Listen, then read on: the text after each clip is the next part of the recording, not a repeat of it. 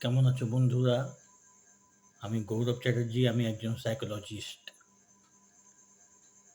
আজকের টপিকটা এই জন্যে যে নতুন কিছু নয়, কিন্তু জিনিসটা সবারই খেয়াল করে দেখা উচিত যে এই যে ল অফ অ্যাট্রাকশন বা ল অফ অ্যাজাম্পশন যে যেটা প্র্যাকটিস করে। আমি তো এটা মনোবিজ্ঞানের একটা খেলা বলেই ধরি। দুটোতেই মনোবিজ্ঞানের কাজ আছে এবং ব্যবহার আছে। ঠিক আছে? তো এই যে ল অফ অ্যাট্রাকশন বা দুটোকেই এলও এর মধ্যে দুটোই হয়। ল অফ অ্যাট্রাকশন হলেও এলওএ, ল অফ অ্যাজাম্পশন হলেও এলওএ। তো এই এলওএ যারা প্র্যাকটিস করছে, তো তাদের বলবো যে এটা একটা কিন্তু লাইফস্টাইল। হ্যাঁ, এটা একটা লাইফস্টাইল।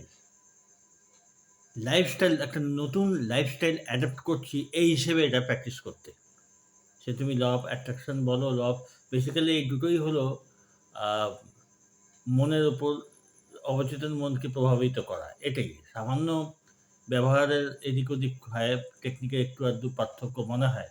অ্যাকচুয়ালি দুটোরই বেসিক জিনিসটা হলো যে অবচেতন মনকে কিভাবে প্রভাবিত করা যায়।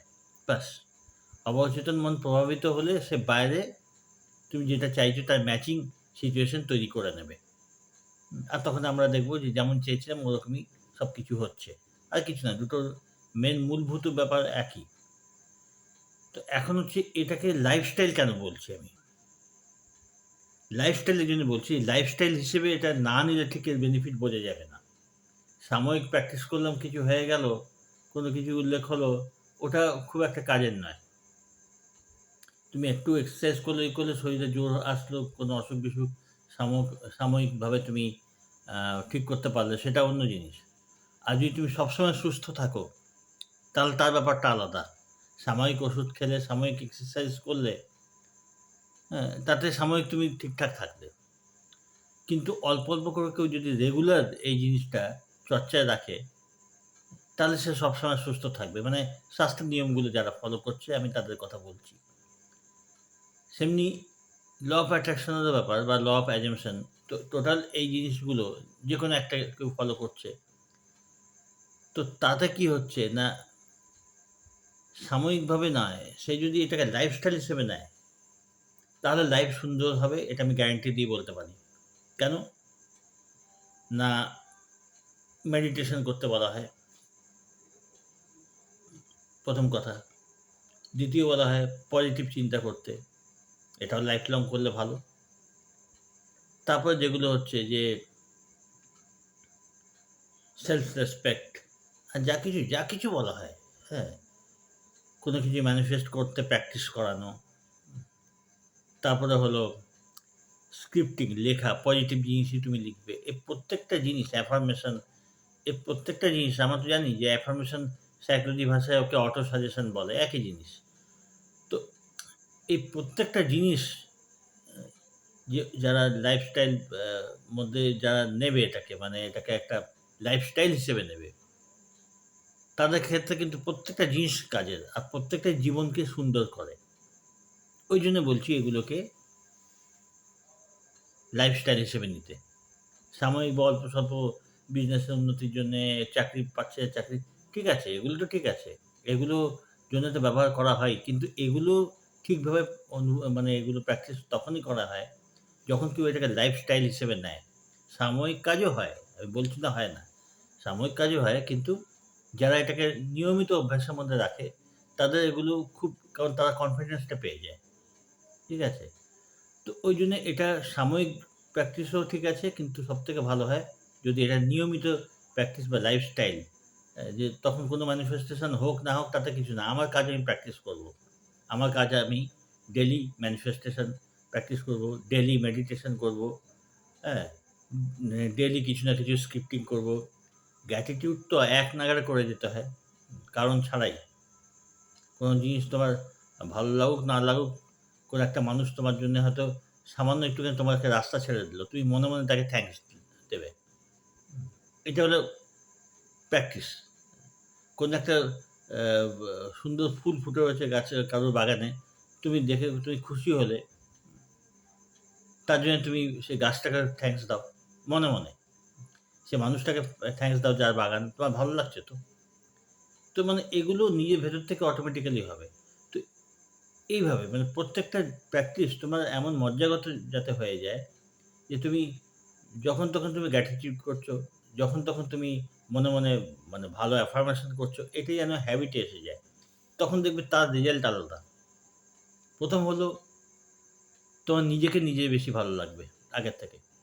১ মাস আগে তুমি যেমন ছিলে, যদি ঠিকমতো রেগুলার প্র্যাকটিসের মধ্যে তুমি থাকো, ১ মাস পরে আর তুমি সেই তুমি থাকবে না।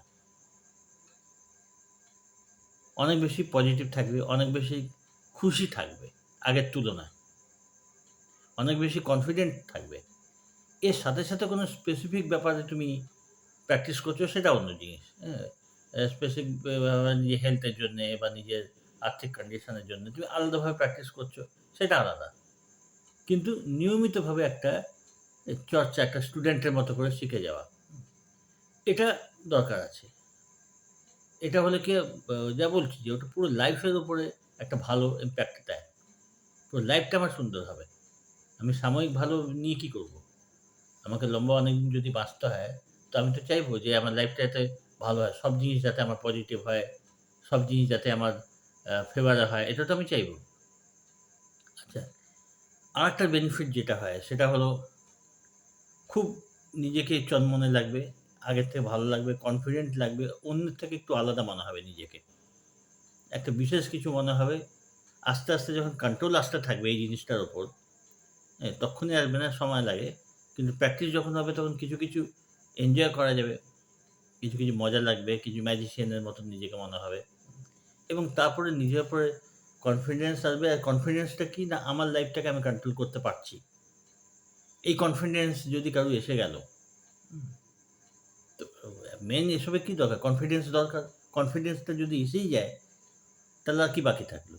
তুমি তখন মনে হবে যে হ্যাঁ, এই জিনিসটা আমি চাই ম্যানিফেস্ট করতে এবং তখন আমি অন্যকেও সাহায্য করতে পারব। এটা একটা বিরাট ব্যাপার। মানে যদিও এটা লাইফ টাইম মানে আমি এটা বলব না যে কেউ ২ মাস, ৪ মাস, ৬ মাস করে ছেড়ে দাও। কারণ মেডিটেশন তুমি সারা লাইফ লং করতে পারো। আরেকটা জিনিস যেটা খুব হাইলাইট করে না আমি করি, এক্সারসাইজ। হেলথ এর জন্য আমি ভালো কিছু করছি ঠিক আছে। কিন্তু আমি এক্সারসাইজ করব। রেগুলার অল্প স্বল্প হলেও ঠিক আছে। কিন্তু রেগুলার আমাকে এক্সারসাইজ করতে হবে। আর খাওয়া-দাওয়ার দিকে নজর দিতে হবে। তারপরে মেডিটেশন তো বললামই, এগুলো চলবে। প্লাস ভালো চিন্তার অভ্যাস। দেখবে যদি তুমি ১ মাসও ভালো চিন্তার অভ্যাস করো, মানে যখন যেখানে ক্ষতির চিন্তা, নেগেটিভ চিন্তা তুমি জোর করে সরিয়ে দিচ্ছ, তার জায়গায় পজিটিভ জিনিসটা আনছো। ১ম তো ভালো লাগবে না। হ্যাঁ, কয়েক সপ্তাহ পরে এটা অনেক সহজ হয়ে যাবে। তারপর রাত্রে শোয়ার সময় দুশ্চিন্তা করছি না, খারাপ চিন্তা করছি না, যতখানি। এটা অভ্যাস ১ম দিকে অভ্যাস লাগে ভালো। এই করতে, করতে ১ মাস পরে দেখবে আগের থেকে যেন অনেকটা মনটা ভালো লাগছে। কারণ এই নেগেটিভ জিনিস যখন মন থেকে চলে যাবে, ভালো লাগতে আরম্ভ করবে নিজেকে। ওটাই ১ম পজিটিভ সাইন।